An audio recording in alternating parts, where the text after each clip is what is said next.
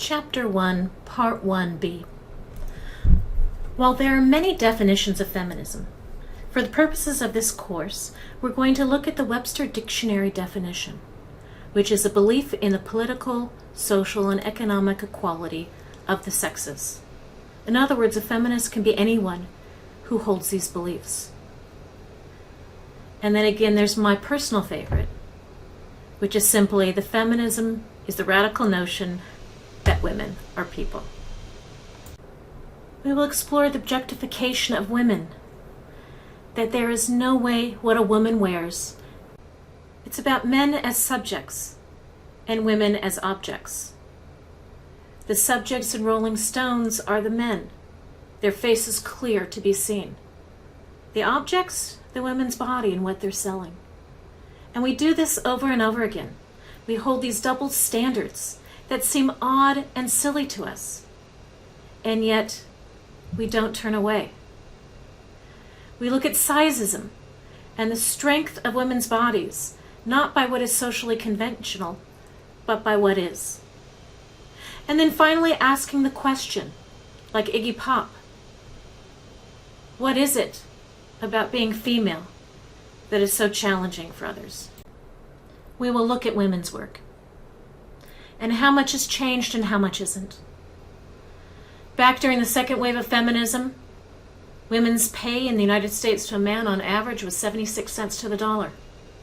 That has increased as of last year to 80.5 cents to the dollar.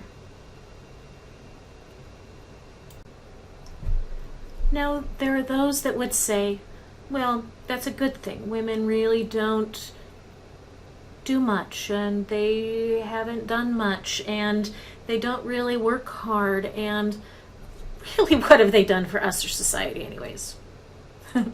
Well, if you're like me and you've read a book or research, you know that they don't know what they're talking about. So what have women invented? A whole lot. But just to give you an idea, it was the ancient Mesopotamian women who were the first to develop, sell, and drink beer. So the next time you raise a glass, toast Ninkasi, the Sumerian goddess of brewing and beer. Nancy Johnson invented the ice cream freezer in 1843, a patent of a design that we still use today. Mary Beasley in 1882 invented the life raft. CCTV was patented in 1966 by Marie Van Britten Brown, and it is the basis for all modern CCTV systems today. Stephanie Kwolek invented the super strong Kevlar fiber used to make bulletproof vests. It's 5 times stronger than steel and has about 200 other applications.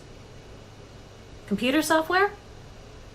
Well, Dr. Grace Murray Hopper, a Rear Admiral in the U.S. Navy, was also a computer scientist who invented COBOL, and the first person to use the term bug to describe a glitch in a computer system after finding an actual moth causing a problem in her computer.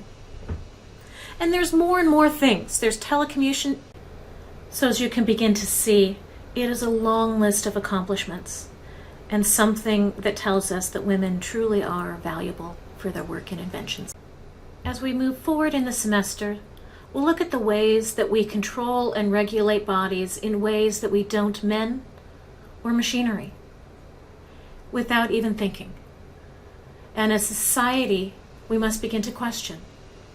If we think it would be odd to regulate men's bodies, men's sperm, their ejaculate, the way they behave, might it be something that we need to consider wrong when we talk about women's bodies as well? Some will use the excuse that God said to regulate women's bodies, so it's okay. And yet, that does not ring true when one opens, for example, the Judeo-Christian Bible and looks at what it actually says about abortion and women's bodies.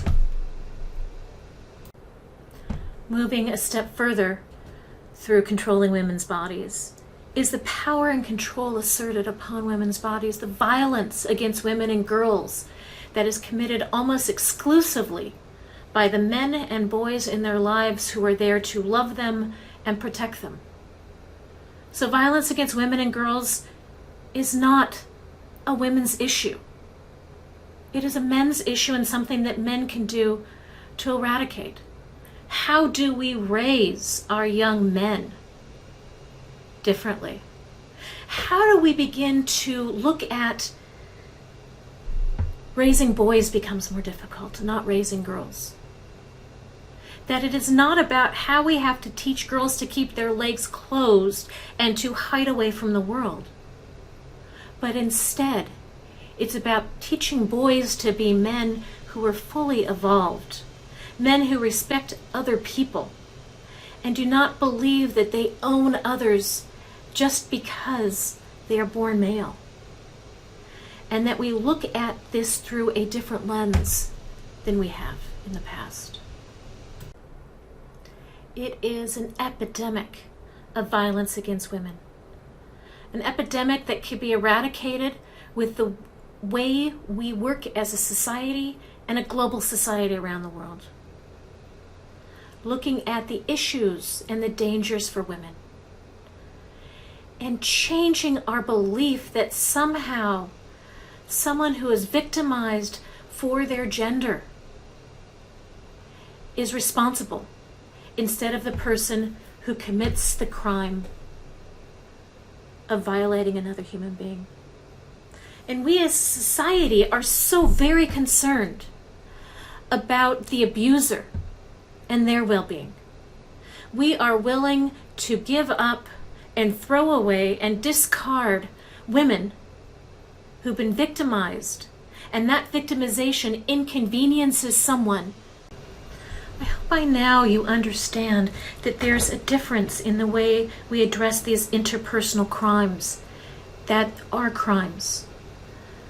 We don't look at perpetrators of violent crimes or carjacking or burglary or theft in the same way that we look at people who commit these very violent crimes.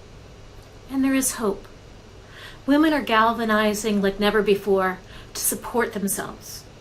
Men are coming forward as allies in this fight to increase regulations and adherence to laws all around the world. In places like India, the pink saris have come forward and are fighting and demanding that women are protected. Protected for their safety, and when we protect women, we really are protecting the whole of society. And I wanted to leave you on a little lighter note with a wonderful quote by Miss Betty White. She really helps to reframe what's going on and how we need to think differently. And finally, a quote by Gloria Steinem. I hope this course helps you to learn something and that we can grow together.